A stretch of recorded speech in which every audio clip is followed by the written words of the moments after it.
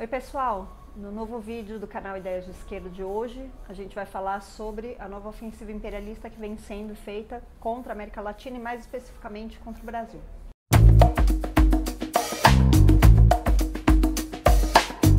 O aprofundamento do golpe não vem se dando mais somente nesse momento com a retirada dos direitos políticos no Brasil.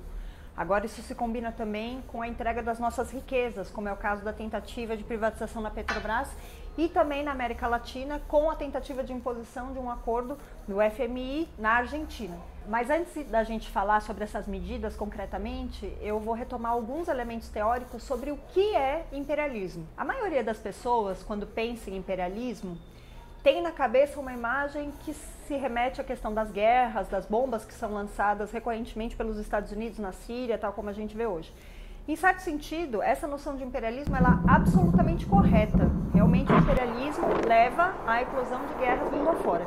No entanto, para teóricos marxistas como é o Lenin, que foi o responsável por formular a questão do imperialismo como uma mudança de época do capitalismo, o que se trata é de uma transformação profunda no interior do próprio capitalismo como sistema de produção internacional que tende a se expandir.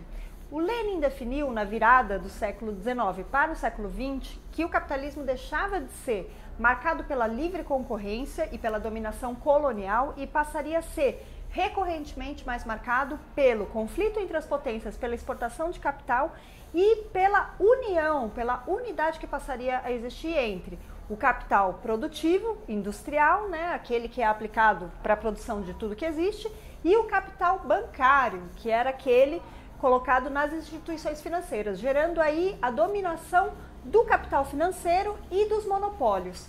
O desenvolvimento desses monopólios também vai ser responsável no interior de cada nação pelo acirramento da competição capitalista de cada grupo monopólico e vai se estender internacionalmente, levando também ao aprofundamento da competição entre os estados. Então, a divisão internacional do trabalho, a partilha do mundo, ela já se encontra absolutamente feita entre nações imperialistas e nações semicoloniais de capitalismo atrasado que se submetem politicamente e economicamente ao imperialismo.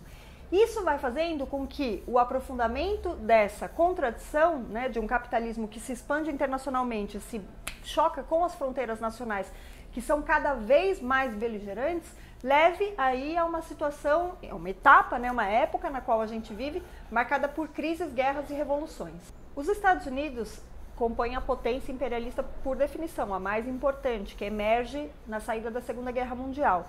E desde então, eles levaram adiante os seus planos de dominação sobre o mundo de várias formas. Mais recentemente, a partir da eleição do Trump, havia aí um discurso, de que agora ele ia levar adiante uma política de América para os americanos e que isso, na interpretação de alguns analistas, poderia equivaler aos Estados Unidos menos intervencionista, o que se demonstrou uma coisa absolutamente falsa. Donald J. Trump is calling for a total and complete shutdown of Muslims entering the United States. O que a gente vê hoje é um reposicionamento mais agressivo do imperialismo com o Trump pela via das guerras comerciais declaradas à China e também a taxação do aço brasileiro, com a ruptura do acordo nuclear com o Irã, que fortalece o seu aliado na região, o Estado de Israel, e também com a tentativa de avançar no aprofundamento do golpe no Brasil. Existem alguns mecanismos clássicos para a entrega das nossas riquezas nacionais ao imperialismo, que é o objetivo que os golpistas e a direita têm aqui no Brasil. Um deles é a realização de acordos e pedidos de empréstimos aos organismos financeiros multilaterais que são dominados pelo imperialismo, como é o caso do FMI, do Banco Mundial. Outro mecanismo é a privatização. Privatização dos recursos estratégicos, como que você quer fazer hoje com a Petrobras. E outro ainda, muito importante, é a questão da dívida pública, que é um repasse das nossas riquezas através de vários mecanismos financeiros para o imperialismo. Nesse vídeo a gente vai detalhar fundamentalmente os primeiros dois. Como parte da ascensão dos governos neoliberais senis na América Latina, o empresário Maurício Macri foi eleito na Argentina. Maurício Macri, que se enriqueceu muito na ditadura militar, cuja família fez fortuna nesse momento, buscou aí refazer um pacto com o FMI para entregar as riquezas da Argentina a esse organismo financeiro internacional, fazendo com que o povo e os trabalhadores argentinos paguem pela crise. O Fundo Monetário Internacional ele foi criado como uma iniciativa, então, de transferência das riquezas nacionais dos países semicoloniais para o imperialismo. E a grande questão é que ele não funciona apenas como uma agência que empresta dinheiro.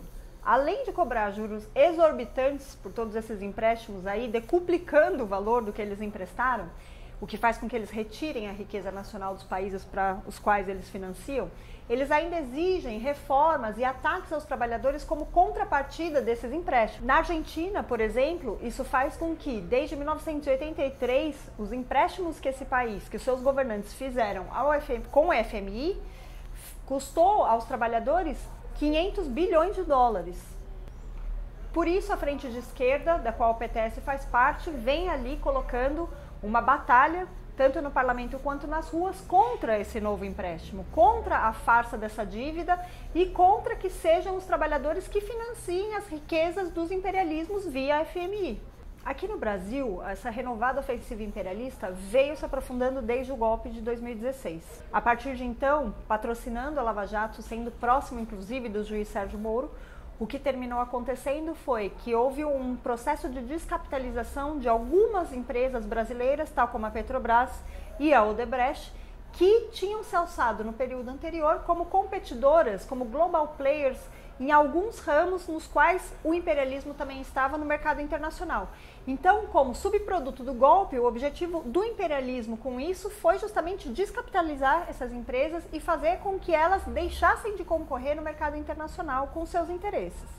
E para conseguir fazer isso, eles patrocinaram o golpe no Brasil, se utilizando da questão da corrupção, o que demonstra um cinismo absoluto, porque os maiores corruptores que existem são justamente o imperialismo e a burguesia capitalista nacional associada a ele. Como continuidade dessa ofensiva, Temer, os capitalistas e a direita querem entregar a Petrobras, que é uma empresa extremamente rentável e que vem sofrendo um ataque enorme com o anúncio do governo golpista de que quer entregar 4 refinarias e 12 terminais para privatização. Isso porque a Petrobras teve um lucro de 6,96 bilhões nesse ano, que acumulou 5,60% a mais do que o mesmo período comparado ao ano passado. Mas se engana quem acredita que isso começou simplesmente com um golpe. Desde os governos do PT, Dilma já vinha numa escalada de entrega da Petrobras, tinha se enfrentado com uma greve dos petroleiros contra essa tentativa em 2013 e foi ela quem assumiu aí o projeto de lei que tinha sido de autoria do José Serra, que desobriga a Petrobras de explorar o pré-sal, uma imensa riqueza brasileira que deveria servir para financiar saúde e educação para o povo brasileiro e para os trabalhadores. Isso mostra que o governo do PT seguiu à risca a entrega dos nossos recursos ao imperialismo. Na realidade, toda essa farsa de que eles lutaram pela soberania nacional, de que eles deram imensas concessões às massas a partir disso, escondem em profundidade uma situação na qual não se reverte em nada, seja pela via da dívida pública, seja pela via da entrega do pré-sal e das nossas riquezas, essa relação de submissão em relação aos Estados Unidos e ao conjunto dos imperialismos. A entrega de presente da Petrobras para os capitalistas e para o imperialismo é um absurdo que a gente não pode permitir.